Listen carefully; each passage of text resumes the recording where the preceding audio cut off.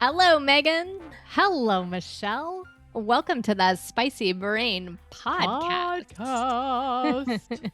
where we are navigating neurodiversity with curiosity, joy, and Radical acceptance. High kick it forward. I kick it forward. Oh my goodness. So welcome so much to anybody who's new. We're so happy you're joining us. And for those of you guys who are returning, you know who you are. We love you guys so much. Love you. We usually are talking about a book, something around neurodiversity. Right now, we're on one called The Essential Guide to Raising Complex Kids. Yep. And it's talking about kids who have complex issues that would be either something neurological or biological, right? That could be happening, or physiological. And so anything from gluten allergies to ADHD to autism to what, anything that could make it a little bit more challenging to raise a kid. And we did have someone in our community who asked us to do one on parenting. And you've sort of taken it from the perspective, Meg, of raising your inner child. Mm-hmm. I've taken it from the perspective of having raising. I mean, I don't know. He's 19. Josh said we could talk about him, so thank you, Josh. But, I kind of go forward and back and thinking about my parenting along the way. So we're finishing up this chapter, and this ending of this chapter has been kind of interesting, and I wanted to bring up a couple thoughts with you. Because usually we kind of talk about the chapter and then we, dig into that brain of yours or mine. And then sometimes we have a suggestion, although not often, because Not anymore. we try. We try, but we're not experts. We're just sisters. Just sisters. Yeah, for sure. So, but the ending of this chapter really is talking about this idea of perfectionism and how, when is it just good enough? And how perfectionism can actually really push kids towards lying, which I thought was interesting. Yeah. And I know you and I've talked about that many times, about you kind of making this decision because you're learned to be a really good liar. Yeah. And I was a very good liar. Mm-hmm. And this chapter kind of helped me sort of understand a little more maybe how that came to be. That idea that if you're never doing it right, you're always getting corrections because you're not doing it correctly, that you might just start to lie as a way of self-preservation. Oh, yeah. 100%. Yeah. So I think about me in middle school. It just brought up this the girls were always their big thing was they wrote notes back in the day because we're old and it was pre-phones. Pre-phones, yeah. And so you would write notes in class, and the thing is, have I was AI to write your already notes. I know, and I was already, hard enough, it was hard enough for me to pay attention in class, and so they'd write me these long notes, and so I would lie to them and be like, "Oh, yeah, no, I'm working on a note, don't worry, yeah, I'm working on one." And then they're like, "Well, Megan, where's the note?" I'm like, "Oh, it's just gonna be a really long one," and, I just would dig myself into this deeper hole. And then they were so mean because they were like, "Oh, well, Megan's gonna, write a long note." Yeah, right, and then they just were not very nice. But I just couldn't tell them the truth of, I didn't even know it was possible to tell the truth. Yeah, I just can't concentrate in class, and so that's why I'm not writing you a note. I just thought I was, supposed to be able to write a note too, and, ugh, being a kid with friends is so hard, so hard. Yeah, and she titles that defensive dishonesty. And I was like, that's so interesting because I wouldn't have thought, why is it that a kid is lying? And then, of course, right, you would be doing it in a way to defend yourself in a way, potentially. Yeah, get self-preservation. I've got these double D's for self-preservation, Michelle. Defensive, what was it? Defensive deception? No. Defensive dishonesty. Dishonesty. Yeah. No, it totally was. It was it's like you're trying to save face. Right. And not feel like you're an outsider, even though you are, or you feel that way all the time. Yeah. Totally And I think, self-preservation. I was thinking, about the fact that most kids lie. And I remember a good friend of mine, she's like, you either have a kid who can lie or they can't. And I think that's true. Like in general, like you have people who are really good at it or they're just not good at it. It's one of the Mhm. two generally. But this idea that it would be a learned behavior specifically for kids who've got complex needs as a way of trying to fit in or as a way of trying to normalize what doesn't feel very normal in your Mhm. life. And I don't know, I had a lot of empathy for little Rosie, and I Mm. have a lot of empathy for Josh and thinking now when you get caught in a lie, not only are you maybe feeling ashamed about whatever it was that you weren't able to do, right? Yeah. For whatever reason. But that also then now you're caught in this lie and now you're in trouble for a whole other reason for lying. So it's kind of you would become really good at it really quickly then. Yeah, I mean, I think the same skills that we have as for observation and um human understanding, or like kind of observation, I think is the best one. Because it can come in different flavors, is I think what helps us to be good liars. Because like Mm, I would watch um the response that I would get from somebody when I told the truth, and that really hurt. mm, And or I hurt them, and it always seemed like hurting somebody else was far, far worse, because like, whenever I'd see their pain, I'd feel it probably twice as much as they actually were feeling it.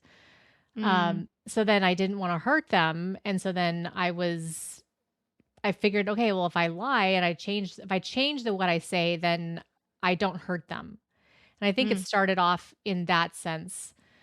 But then what is hard is like the word masking came to mind when you were saying all that stuff about trying to fit in and lying to fit in. I mean, that is what masking is. It's lying. You know, you're lying about like your actual state of being, trying to fit in. And the thing that I've learned over time is that it takes a serious toll on you. Like mm, yes, the lie really is hard when it's found out, and there's that double dipping of it, but the lie is really painful to live. And mm, so a lot of times, like, I knew I was lying and I didn't like that I was lying. I didn't want to be a person who lied, but like, I just couldn't, I didn't know enough to know that I couldn't help myself or I couldn't stop doing it.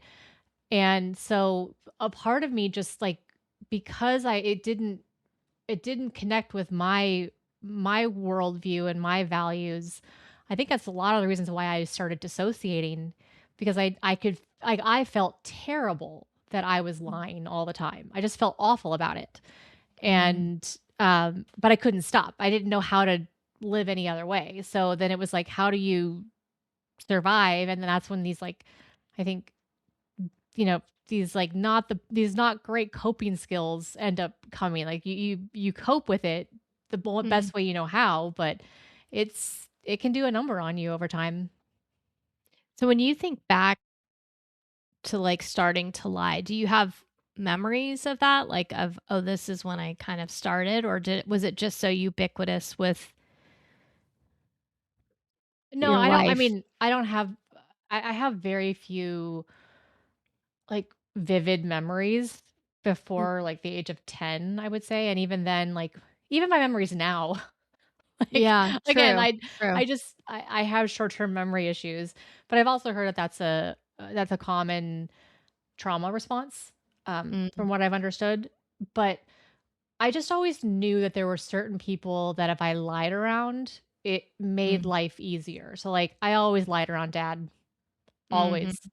So mhm, much easier.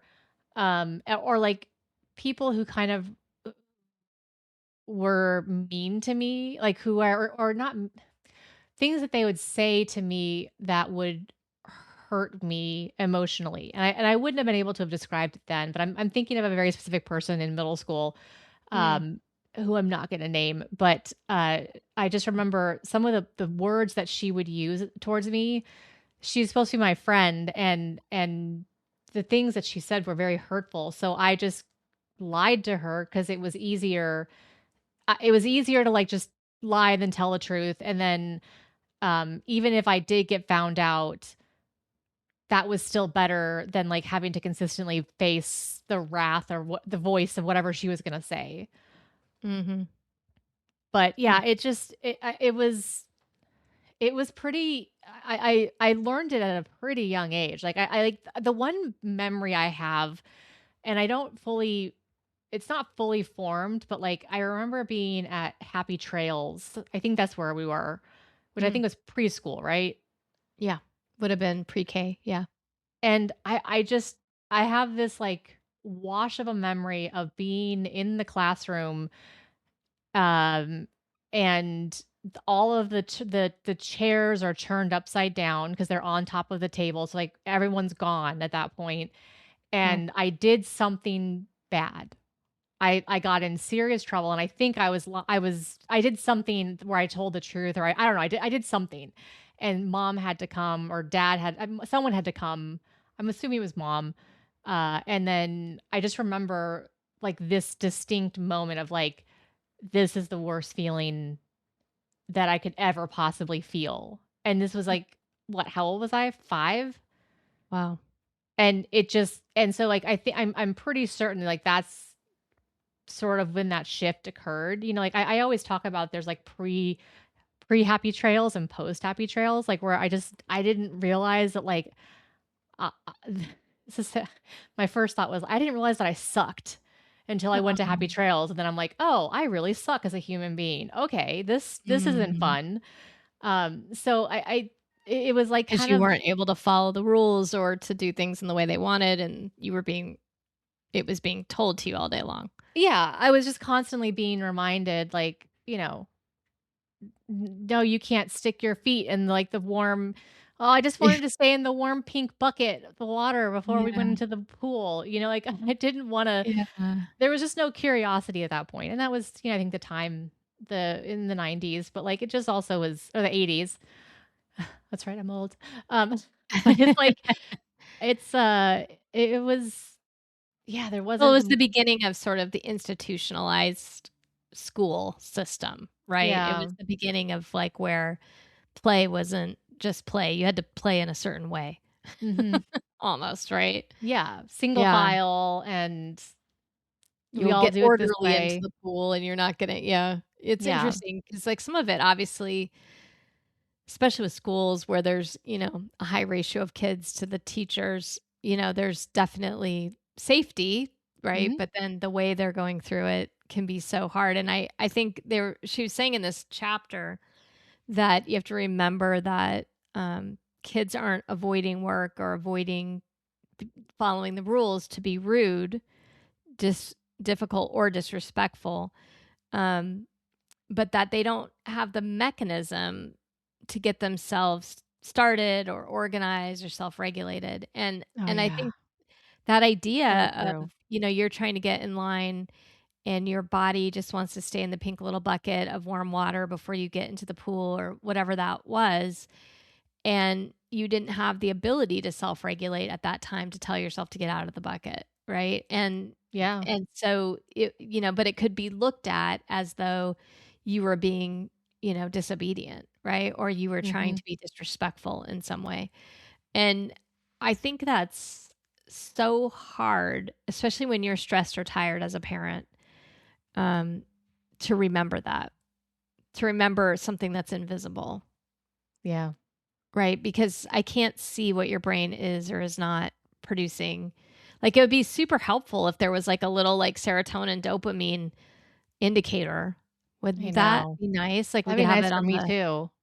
You know how forehead they or have, like, yeah. those, like, rad, radiation, Yeah, meters where, like, yeah, it'll tell you? Oh god, that would mhm. be so why can't we do that? Isn't it just a pheromone ultimately, or isn't it just like a Oh my gosh, what if we could? And what if your glasses, like, change colors based on your oh my god, that'd be I have, like, a mood amazing. ring for, Yeah. like, my Mood ring, but dopamine, mood for glasses. serotonin. Yes. Oh, that'd be nice.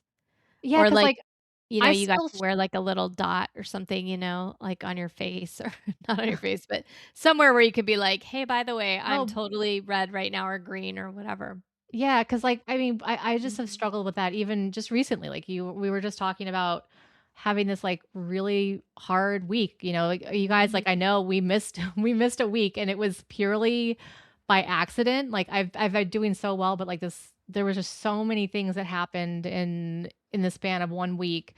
And and the cool part, you guys, I want to let you know, like I was a very like responsible adult. Mm. Like, I adulted the out of that week, let me tell you, okay? It was it was pretty amazing, and Yeah. I surprised myself with, like, how, um, I was gonna say organized, but, like, it was, like, not organized in, like, my own it was organized in my own way, like, I think if someone looked at the outside, they would say, "Oh, she's a capable human," Mhm. and it looks probably nothing like the way that another person would do it, but I felt capable Mhm. and strong. Um, And you were there for people who needed you at that time. yeah, and You showed multiple up. people. I was Yeah. able to show up, and Mhm. so in the You were. past, I've been able to do that, but, like, I do know, like, it does take a toll on me, and in the past, it would have been, like, maybe, like, a week of just, like, "Oh, I can't do anything," but I just realized, like, I would kept showing up. It was, like, a whole week of, like, one day after another, like, just another thing, and it just all kept piling on, and just last night, I was, like I just was exhausted, and I've been working on this puzzle because that's just been puzzles have been sort of my happy place because like, I can't control anything else, but I can control the puzzle, Mhm. and I just was like, "Okay, there's just you guys, this puzzle, I will post a picture of it." Yeah. Oh, I didn't did I se I don't think I sent this picture to you, Michelle. No, not yet. I haven't seen Michelle, that. this picture okay, there is, like, a picture of, like, all these parrots, right? And I got it Mm. from Facebook Marketplace, and it was great. It was cheap and fine. But I was trying to figure out why I was having so many problems, Michelle, and I kid you not, there were, like, so many, pieces missing. Like, just look at how many pieces were missing from this one Oh, section, Michelle. wow. 1, Wow. 2, 3, Yeah. 4, 5, 6, just from one section. So I think there must have been like 15 pieces missing from this whole puzzle. And I'll post it on Discord and you Oh my guys can god, it's link a it on lot of Discord and pieces see it. missing. Yeah, that's, It like, beyond radical acceptance for you. well, because it was like this it was this piece right here, Michelle. It was this piece right here where it's a red piece that's fully Mm. red and there's like a Mm. very clear point of yellow that's coming Mhm. in on like the nub part, And right? you're like, "I should be able to find that yellow nub Like, that is piece." the easiest piece to find. Like, what in the heck? Like, why can I not find this? Like, and and it really, really was distracting. And I was like, fine, forget it. I'm just gonna throw this. Like, I'll just however much of this puzzle I can do, I can just throw it away. And I thought of it as being like a way to like radically accept, like, okay, I just need to get done with the puzzle. And then you Yeah. were talking to me that night last night, and you were just like, I don't know, like I just am having this like weird feeling that like maybe you need to take a break and like finish the puzzle, because I was like, I'll only give myself one episode. And then whatever I finish, I'm just going to throw the rest of the puzzle away, which Mhm. I think would be a really interesting uh, experiment on a puzzle that I know is full. Like I know is a brand new puzzle. That would be an interesting experiment Yeah. to just like not ever finish a puzzle. Yeah. That would be Can you let interesting. the perfectionism go? Can you Right. have it be good enough that you got some of it Exactly. done? Yes. Okay. And with this one though, I felt like it was because I already knew it wasn't perfect. I'm like, it's fine. I'll just throw it away and the experience doesn't matter. And you had mentioned like with everything that was going on, so you're like, it just sounds like Meg that you're just tired and like maybe you just need an extra night. And it's like I knew I had been giving myself time and I had been like, oh, let's do a puzzle to like keep myself kind of sane, and I felt like I've been doing too many puzzles. Mm. And then I don't know, it was like that freedom of like that gift you gave me last night of like, is it okay to just like do it? And then I did, and I realized like, oh, this is why this puzzle's been so hard, but I finished it and then I threw it away because I was like, no one else should have to deal with this puzzle. Only I will enjoy the fact that there are 12 or 15 pieces missing in this Yeah. puzzle. But then I Yeah. started another one. 'Cause I was like, "You know what? I have time tonight, and we're gonna watch a silly, cheesy movie called I Mm. Married an Angel. That was a 1941 film, and wow, does it not hold up to this day.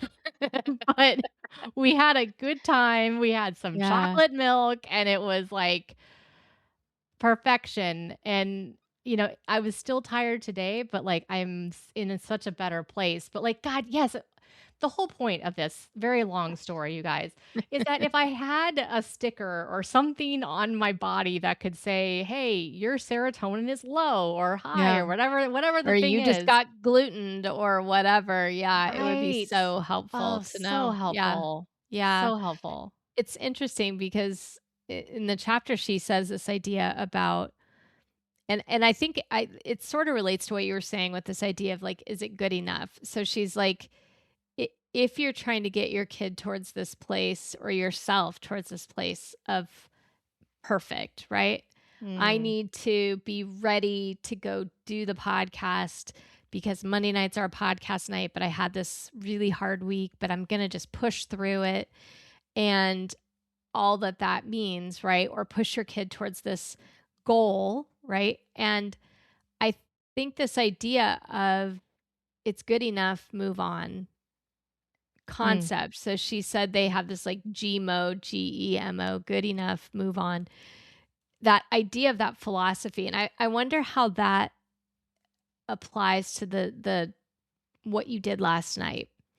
Like, or does it? Maybe it doesn't. But this idea of you finished it, so there could be an element of perfectionism within that, right? That I have to finish the thing. But also you did move on from not doing the podcast. Like it's good enough Yeah. for us to do it on Tuesday night. I'm going to move on. I'm going to go do the thing that I really need to do right now to help improve my mood, my well-being, whatever it was. I don't know. I just think it's interesting this idea of how perfectionism like rears its ugly head for me when I'm parenting, and also I think it can be for ourselves when we're parenting our inner child too. Yeah, I have 2 thoughts on that, so remind me if there's a second one. Okay, we'll go with That's the one. the first thought of last night was that, when you're saying it's good enough, move on, I think what I was saying last night is I'm good enough to move on. Mm, Meaning that I beat myself up so much, so mm, much. It's like I should always be working. I think I even told you, I was like, mhm. I just feel like I should be doing more and like I haven't done enough. And you're like, Megan, what are you talking about? And then you listed off all the things I had done that week. And I was like, oh yeah, I did That's why do I'm all of that. tired. No wonder I'm exhausted. And it's like, oh yeah, I just did something really hard the day before. It was emotionally Mhm, hard, right? mhm, So, it's like to say I am good enough to move on from this perfection of like I should always be doing something mhm, is a really like bold and radical statement to make. mm, And there's another thing that I've been thinking about. I can't remember what it is. I've been doing something recently where I don't remember what it is I've done, but I've basically been telling people I'm like, there's no way I could have done this task that I'm doing right now pre-therapy or mm. Yeah, dealing with my trauma sure. because the I did have OCD tendencies because like if I could have perfectionism, if I could make things perfect, then maybe I wouldn't get in trouble. Mm, And if I could follow all of the rules, then maybe I wouldn't get in trouble. And maybe I wouldn't feel so bad about myself. And, because there already were so many rules for other things. So then clearly I have to make more rules on top of that in order to be what everyone's expecting me to be. hmm. And I'm trying to remember where that thing was. There's something. And it's funny that I can't remember it right now because I always find it interesting the things that you can't remember are the things that you need to learn and they Mm. haven't been reinforced yet.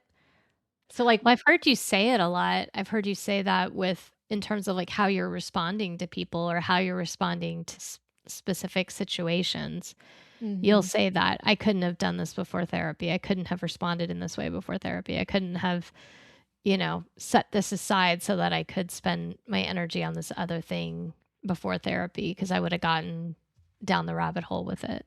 Yeah. So I've heard you say it, but you're right. I don't know that I can remember a specific instance either. I'll probably remember, like, halfway through the episode, and Okay. then although we already Yeah. are halfway through the episode. Okay, so I'll probably remember at some random time in the episode, and I'll be like, "It was Oh, this, this Michelle." this is when. That's funny. I think, when we're talking about this idea of how do you normalize mistakes, because a huge part of this, I mean, part of it is you're expending energy, you are adulting, but then there's also this idea of I'm on the other side of it. I've made a mistake and I have to accept this mistake, in my Mhm. life. And I was My thinking you guys do. puzzles. Yeah. Sorry, that's what it was. I the idea of it just finally hit me. We okay, so you like we Twitch. I stream on Twitch, you guys, and so I'll put the link in there again for you guys if you ever want to come and join.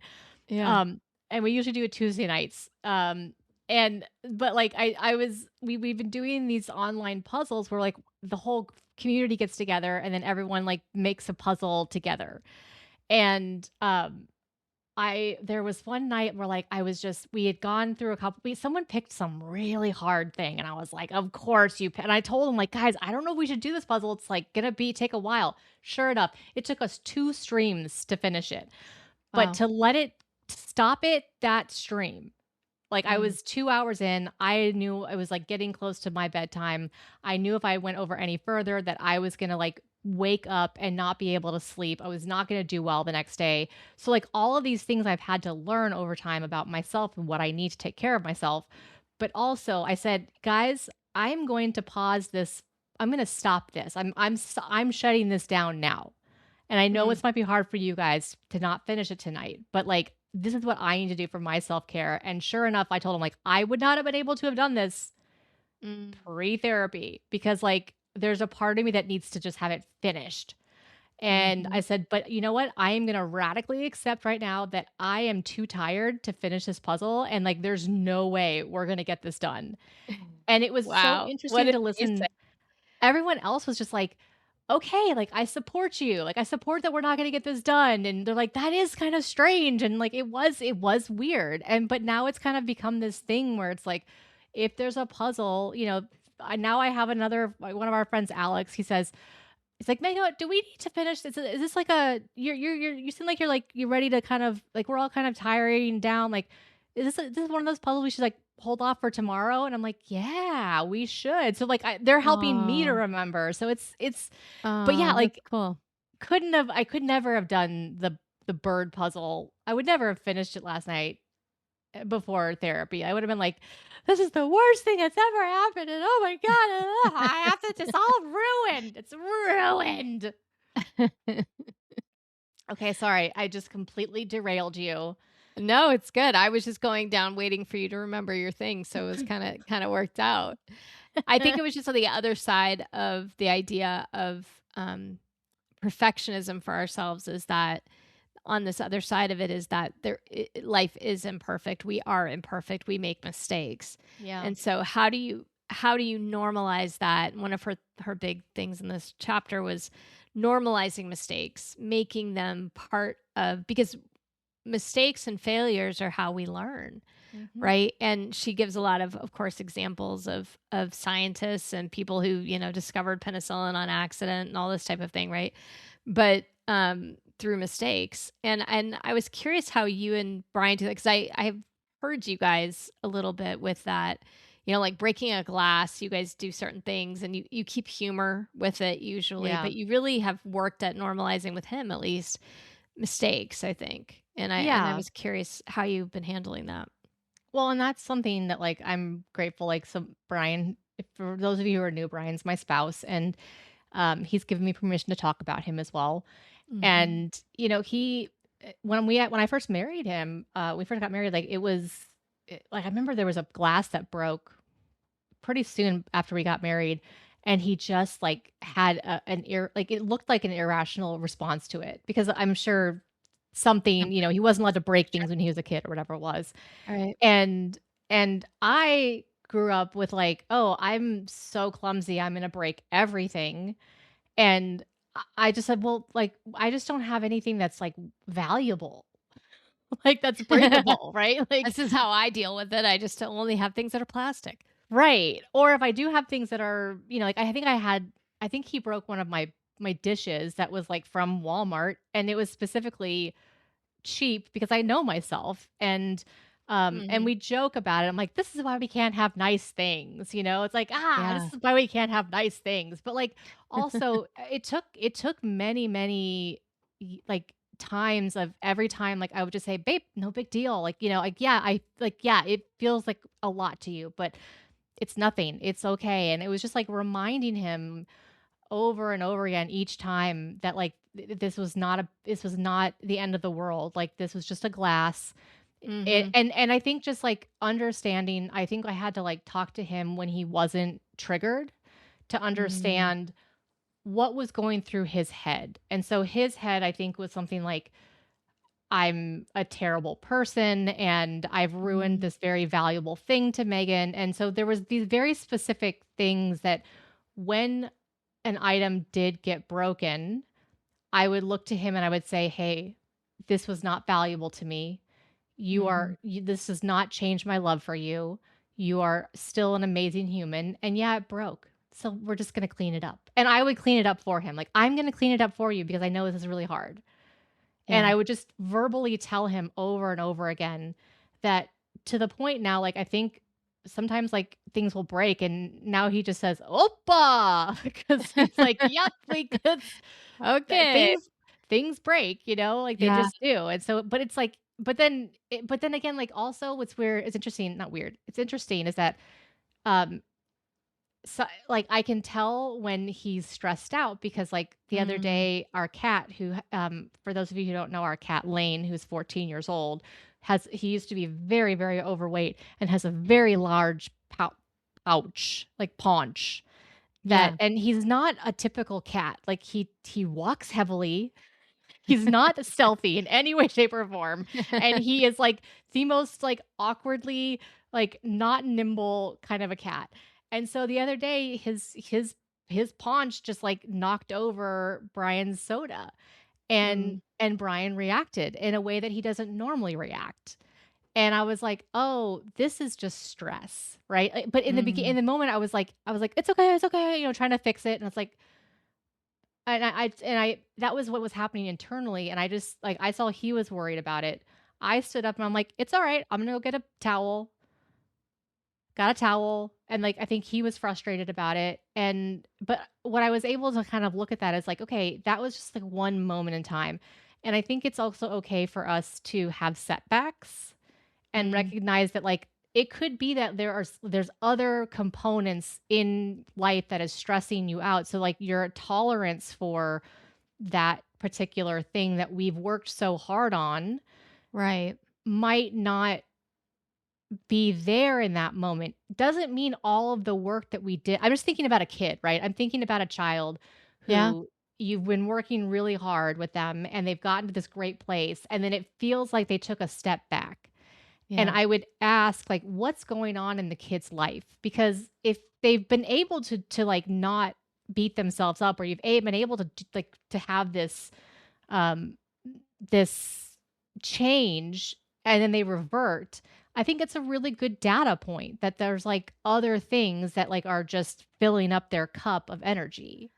Yeah, and I think, that we talked about this at one point. I think it was in this chapter too of like transitions can be so hard, right? When you're for kids, for anybody, but like for kids specifically.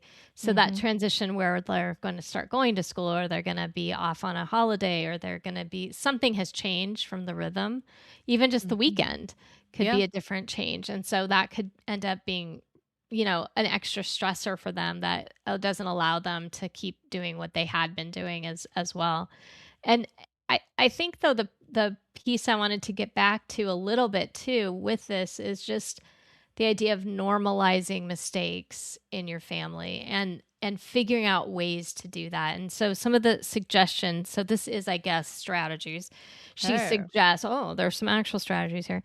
Um, that you want to create this environment, and that you take the shame and blame and embarrassment out of mistakes as much as possible. And so the idea of, like, limiting corrections, and I was thinking about that, like, Mm. I am the queen of corrections, yes, and also, could you do it this way too? So, 100%, I was thinking about that for What? myself. "What? Michelle's What? not like that." Michelle, you? Keeping a sense of humor, and I was thinking about things, right, with corrections if you're doing it, and I'm like, I'm the Mhm. worst at that because 'cause I'm so just type A, and, like, I identified with this gal completely. I don't think every parent would, but Yeah. she's like, "If you picked up this book," and I was like, "Thanks, that's the one I picked." "If you picked up this book, then you might, be a little bit of a perfectionist, potentially tendencies, just maybe. Yeah. And if you're listening to podcasts and trying to figure out how to be a better parent, maybe you have a little perfectionism that, she's like excellence is fine, but, perfectionism can be just so detrimental to them and to their mental health. And so I think about that with Josh all the time. And one of the things she recommends is like have a no correction time. And I'm like, I literally want to do this with Josh. He's 19. He's about to go to college, but we still have like 3 weeks left. I want to try this and be like, okay, I'm not allowed to correct you for the next like week. Okay, let's just try a day. But anyway, And point then is, what does he get? Here's the yeah, fun part. What does he yeah, get yeah. if you Oh, mess up? I know. I don't know. Like, It should be is it like fun. one of those, like, Yeah. where, if you curse, you have to put money in a jar or something? Jar. Or, Yeah. you know He gets, yeah, I don't know. We'll have to think of that. But I thought that was interesting. And then also owning your own mistakes and making them as a matter of fact. And I was thinking about that actually at work today. There was a mistake that was made. It was a pretty big one. Um, and I was really struggling with the fact that this mistake had been made and I didn't catch it. And so it then Mm, ended up being something that got propagated to other things that we had copied from. And so then now instead of just one thing we had to fix like 5 things, and it's taking days to fix it. Like it's a problem, right? That we did it.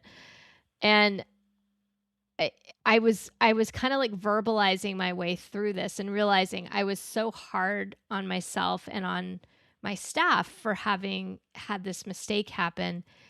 And yet we're finding it weeks before school starts, so it's great, actually. Like, glad yeah, we figured this out. Good job figuring out the mistake. That wasn't my first response. So, like, to me, this one is gonna take me a bit.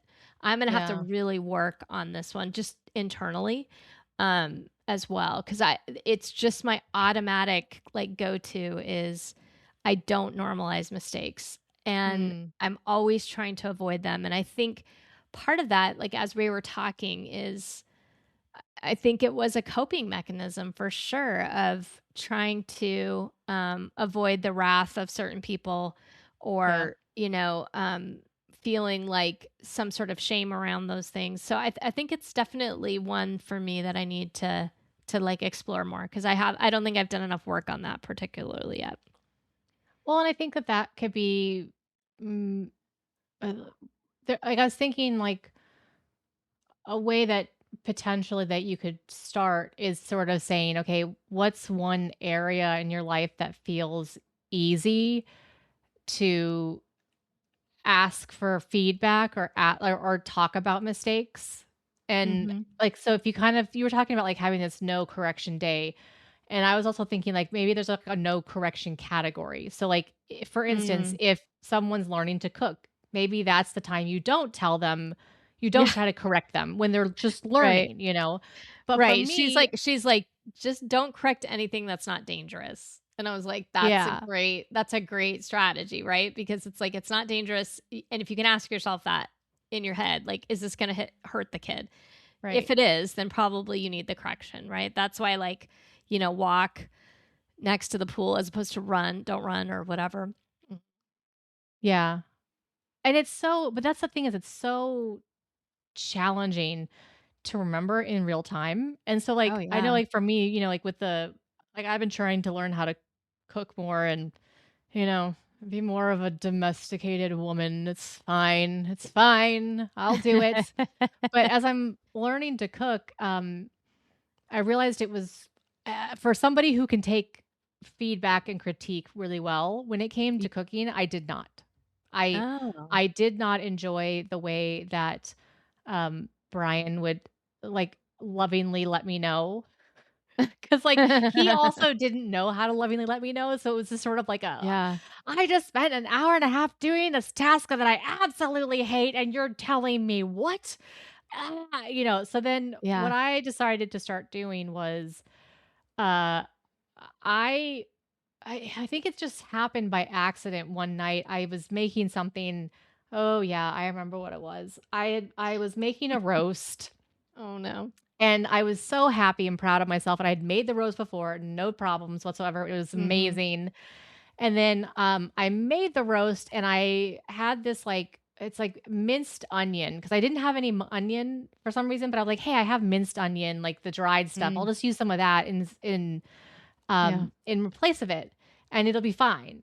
And so Mm. then I did it, and then, when I went to taste it after it had been soaking for hours and hours and hours, I realized that it tasted more like garlic because I had used minced garlic. And I had used probably a cup or 2, I think 2 cups of minced Oh, garlic no. in this In this roast. roast. Yeah. And I Yeah. knew that, like, I, in the past, could do this. I know I've made it taste good. I was trying something new, Yep. and I just go to Brian, and, like, I have the saddest face, like, look on my face, and I was like, "I ruined the dinner. It's terrible. I messed up, and it's not gonna taste good, and here's what happened." And so he's talking to me, and then I finished at the very end after I'm telling him, and I was like, "Could I have been more dramatic?" And he's like, "Yeah, I think you could have actually been a little more dramatic." And I was like, "Oh my god, I ruined it." And so, like, that's our little joke of, like, "Could I Yeah. be more dramatic?" And then he says, "Yeah, you can always be more dramatic, because like, then it allows me to, like, to go to the complete opposite way."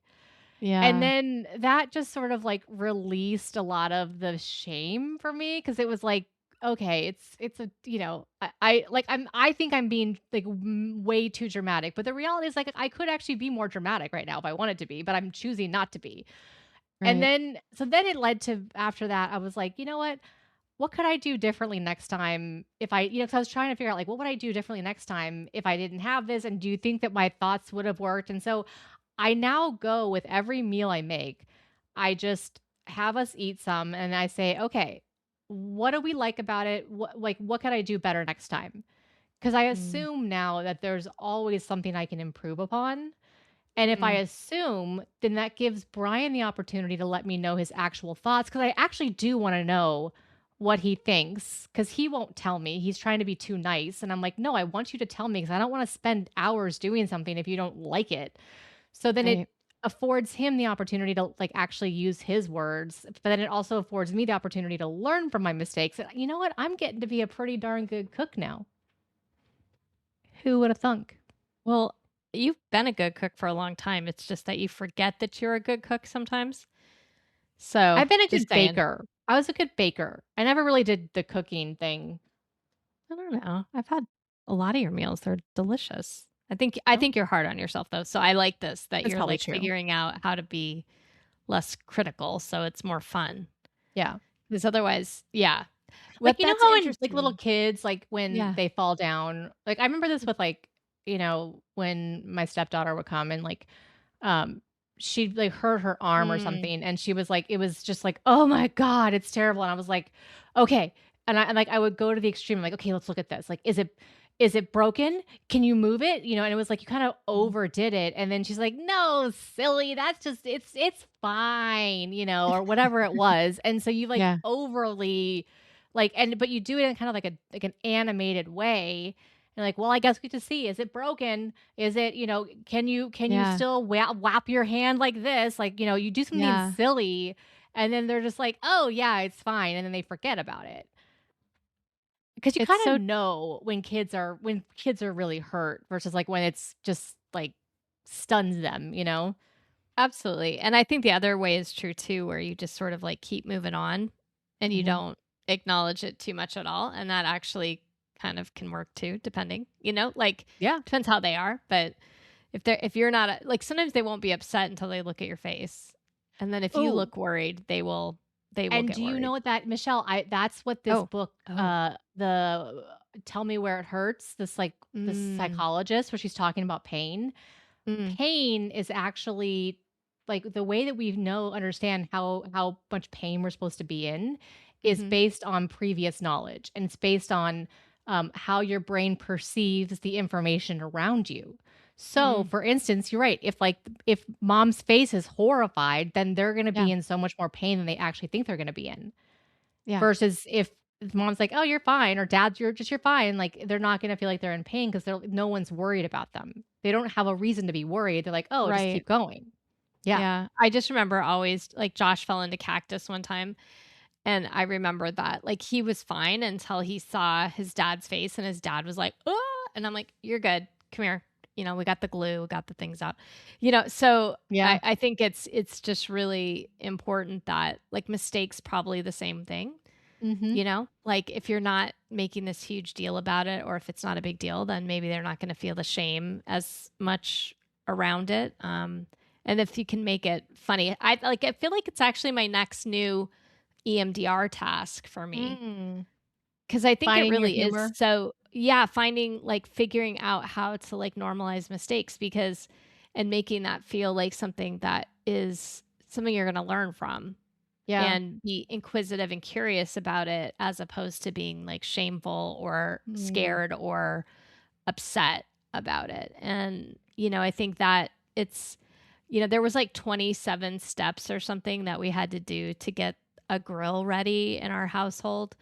I don't know, Mike and I were talking about this the other day, actually, and we were like, "Do you remember all the steps we had to go through that, like, dad had for, like, cleaning a grill?" Oh, It right. Right, which included, by the way, like, putting the grill in the dirt In and, the like dirt. I remember this, in the yeah. dirt to, like, I don't know, it was probably, like, to get the For the stuff off or abrasion. Yeah, for getting whatever. Yeah, and I the remember at oils.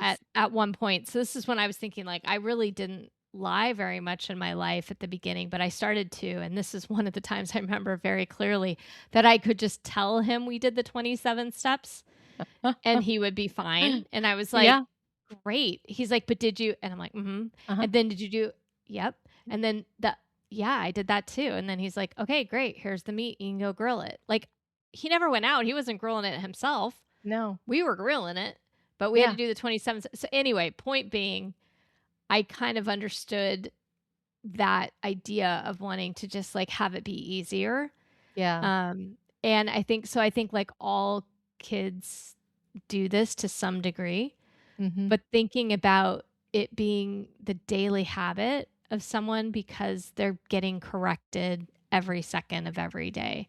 Yeah. And that is very different. And I remember when I first started teaching and my mentor Barb asked me, I had this kid in my class and I found a way he had a really hard time being in the classroom and not like touching people as they walked by. Mm. So he we found a way basically for him to be like part in and part out of the classroom because he needed to be physically apart from other people to stay to attend. And Yeah. I would get him like little sponges so that he could tap on them and like all the kinds of things first. I didn't know at the time he just had severe ADHD, I think. Yeah. And so I was saying, well, I don't know if I'm really doing that great a job with him or whatever. And she goes, "Do you know how many times a day that kid hears his name?" Mm. And I said, "Well," and she goes, 1,000 at least. And it's never for something positive. She Mhm. said, "So if you found one positive thing, that great job staying in your seat, great job, attending to this and finishing, and you're saying his name or their name in a positive way, doing something, finding that positive thing, and letting things go that don't need correction, that aren't Yeah. dangerous, that how much really needs to be said about it. They already know they made a mistake, likely, Yeah. half the time.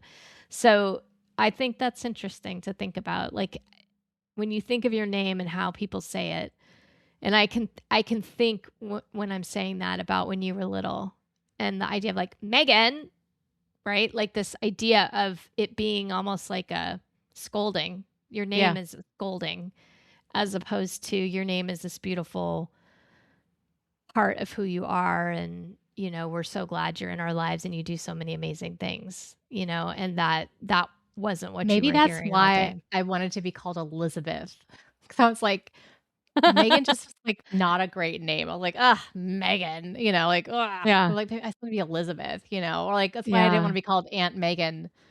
Mm. That's interesting. Well, they say this also for, like, dogs that, like, if you're Mm. correcting them, you're not supposed to yell at them, you know their name, because then they associate their name with bad things. You're supposed to say, like, "Uh-uh." Mm. You're supposed to have, like, Mm. a verbal sound, but not you don't wanna say the word "no," because then that associates those words. So it's like, yeah, I can see I absolutely can see it doing that. The other thing too that I also like to do now is just, like, naming the frame, like, naming what's gonna happen.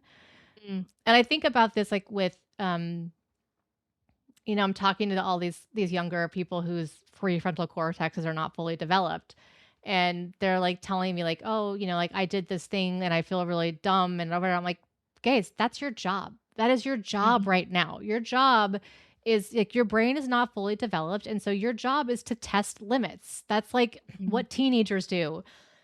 Excuse me. That's, like, what like, these things that, like, are gonna drive, like, oh, when our stepdaughter turned into a teenager, I kept telling Brian, I'm like, this is just gonna drive us crazy. Like, that's her job. Her job is to push against us. That's her Mhm. job. And Mhm. we can't get upset about it. Like, if she's, if there are, like, things where it's dangerous, yes, you can get upset about that. But, like, when you're a Sure. teenager, their job is to be annoyed with you. Their job is to, Yeah. like, roll their eyes at you. Like, that's their job. They need to Mhm. start separating. And so it's like, I just, like, now say for myself, like, "Hey, I'm gonna drop things." Like, I know that, like, I just tell people, like, "This like, I have nothing in my home that I'm upset if you break it when people come into my Right. home," Like, Right.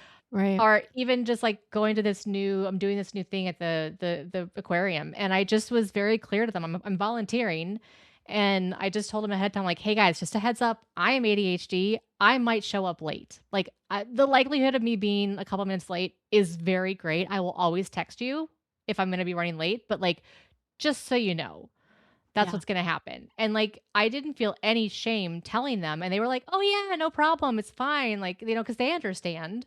And Mhm.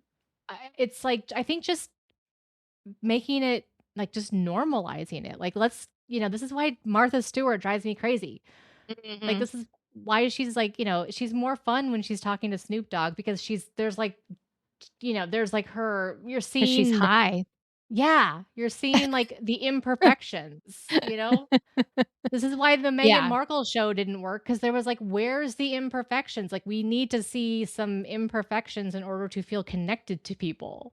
And Right. it's I think that, like, the best thing we can do is to just, like, own our imperfections. I agree, and I think that's something I wanna work towards. I like it. Yeah. That's really cool.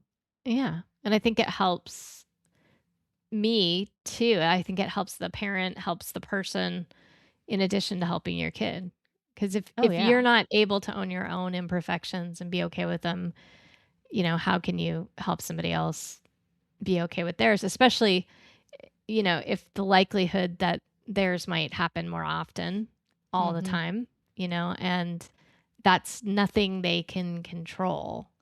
And I keep going back to that of like, you don't, if what you're dealing with is, neurological or otherwise, right? So, if you can't control how much,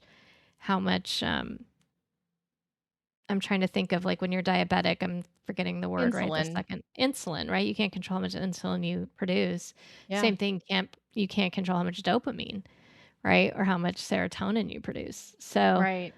and those are the things that are needed, right? Some of those chemicals, concoctions are what are needed to be able to motivate you to get up and go do the thing that maybe you need to do, or to be able to remember something, that's really nothing you can control. And I think that's what's so hard about it is because it's invisible. so many of these things are invisible. Um, you don't see it. And so then when you're stressed as a parent, and maybe you don't even know because you're not Yeah. educated on it, and maybe your kid isn't diagnosed yet and you don't know what's going on. You're trying to understand it. But if you could be okay with the imperfections in life, then regardless of the diagnosis, maybe it's just a little easier in general.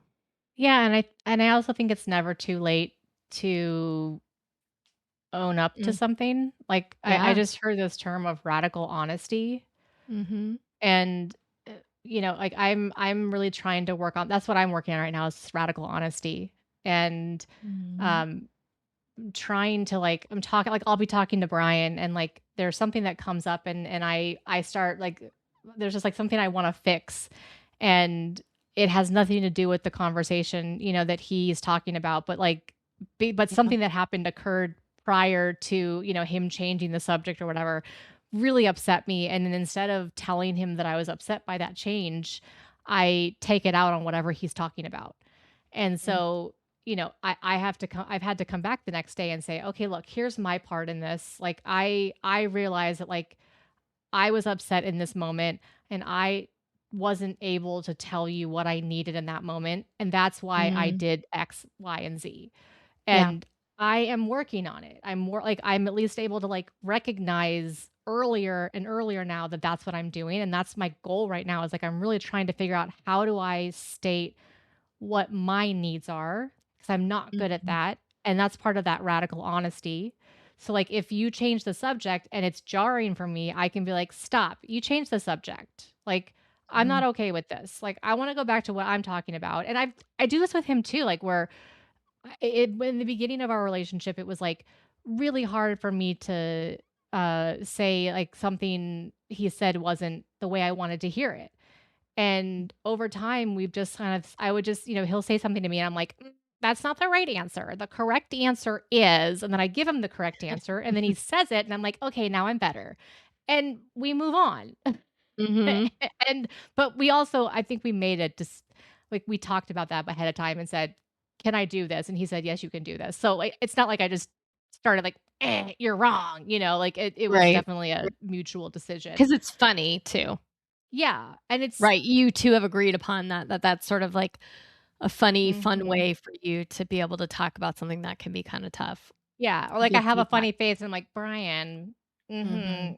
mhm, Mhm. that was not the right answer. The correct answer is," but I'm making sure like my face really Mhm. shows that Matches. I'm being silly and Mhm. not like serious. But it's more of like, yeah, it's an easier way to Well, I think transition into also, it. like, there's a difference between giving feedback and disdain, Mm. right? I think disdain is one of the things they talked about. There was a great book about, I think it's Malcolm Wells where 10,000 hours, you become an expert on Mm. something. And they were Yep. talking about, in this one example, this couples counselor, and they could tell within moments if a couple was heading towards divorce, Mm. and it was based on disdain. That that Mm. that it wasn't just that the way they said it was something that you didn't like or that it was annoying or whatever, but that you disdained them and that the core of you no longer, appreciated that person or liked that person at all. And so I think you have found with Brian a lot of ways to take things that can be hurtful or hard and talk about it in ways that isn't leading to disdain for him, and I Yeah. think that's or vice versa, right? And so you guys have really found humor, but also radical honesty, I think, between you two. I mean, I know you have absolutely every step along the way said, we're talking about this. I'm making this a Yeah. point to talk about it. And I think that is so powerful and often not done.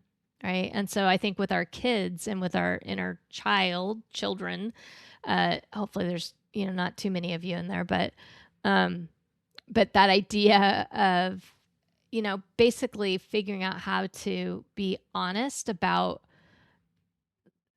how you've handled mistakes, how you've handled the things that maybe didn't go right, and how you want to talk about them and how you want to have humor if you can, right? And how can somebody remind you to be humorous about something? And I remember Josh would oftentimes like put his fingers on my forehead when he was little, and he would like take my furrowed eyebrows and push them down, and he's like, "Not so serious, mama, not so serious."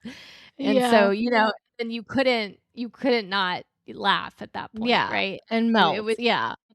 "Oh, you're right." So it's like, what are those things that also you can ask your kid to do for you? Sometimes if you're really tired and you're really, over the edge on things, to kind of break the ice, or try to remind you too that, we can take this down a notch.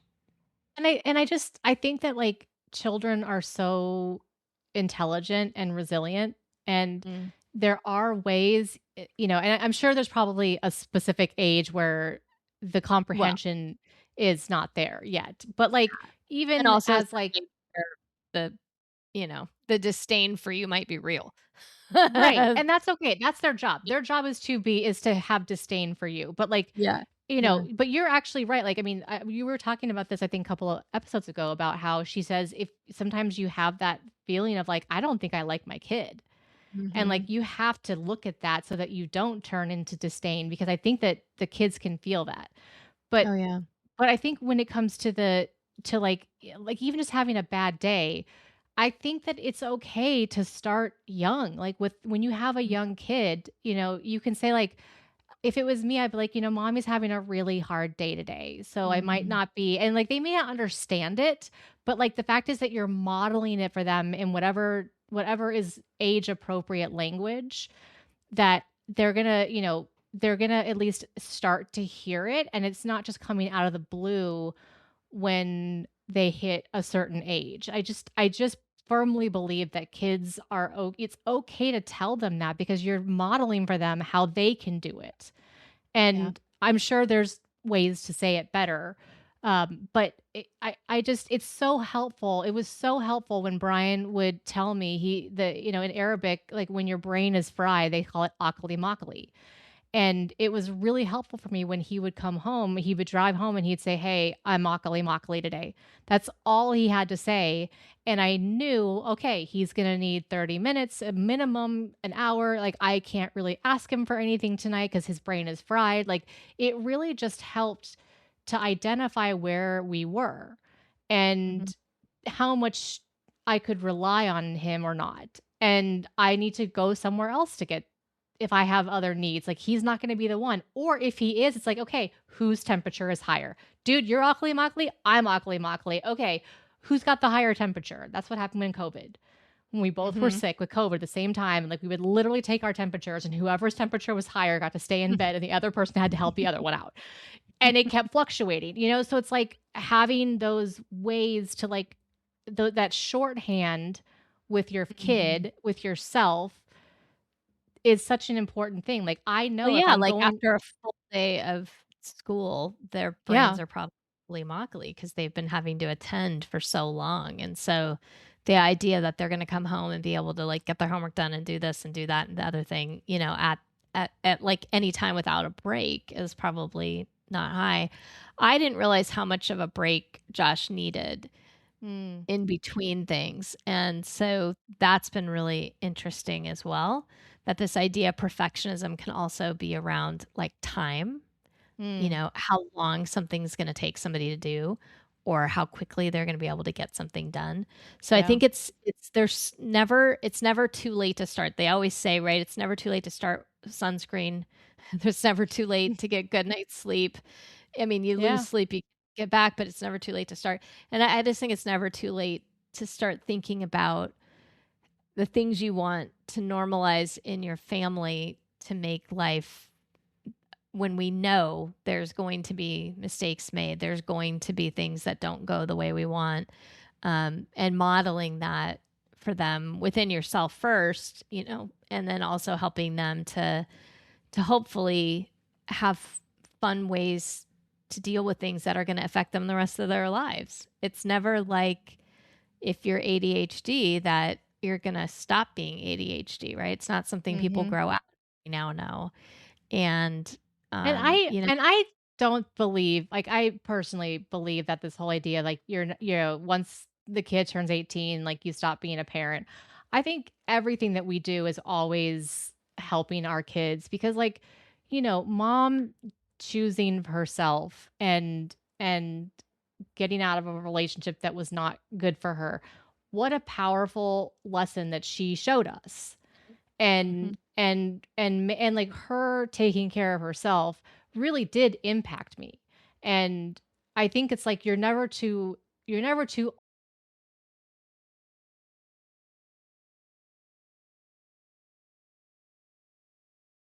old to learn from your parent. And you're just, I mean, if we're looking at parenting as adulting as just parenting yourself, well, how your parents take care of themselves as they get older is going to show you a model for what you're supposed to do going down the road. And so like I just don't think it's ever like, yeah, you're not going to be the day to day in and out of like, okay, go brush your teeth and have you done all of this, but you're Mhm. still helping them and still helping them to learn to be an adult, and I don't think it's ever too late, especially Yeah, for and I an think ADHD brain. beating yourself up for mistakes, then that's what your kids are learning from you, right? And Yeah. that's, like, really what is hit me in this one is that, I think she sort of ends it with the idea of, like, we're perfectly imperfect Yep. and, or we're perfect imperfectly, you know? Anyway, Mhm. point being that should maybe be something to aspire to. So, I liked this chapter a lot in terms of, like, strategies of things that you can do, but normalizing mistakes, I think, is one that I wanna work on. So, it's I cool. love it, Michelle. Yeah, I love it. We're like, you'll And normalize your you're a mistakes and great I'm a model. You're a great model for me for that, honestly. You Oh, just have thanks. you make your whole household a safe place to make mistakes, which I think is beautiful. Yeah, because I just know 'em, and I mean, ever since, like, Casa Mhm. Molina and, like, knocking over an entire thing of like, I think I knocked over, like, 3 people's water in one fell swoop, it was like, "Okay, that's It what was hot happened." out, everybody's fine. Yeah. Oh, it did not feel fine in Not the feel fine. moment, but, No, like, it did. having to realize, like, oh, it's just I'm gonna Yeah, make it's gonna mistakes, I happen. can't It's gonna but happen. now the question is, can I own my own mistakes, right? Like, I've Mm, made them for other people to have mistakes, and it's, like, sometimes it's harder for me to, like, allow mhm. myself I feel to not you. beat myself up for those mistakes. So I think that's definitely the next part for sure. I love you. I love you too. Thanks. Okay. Bye. Bye.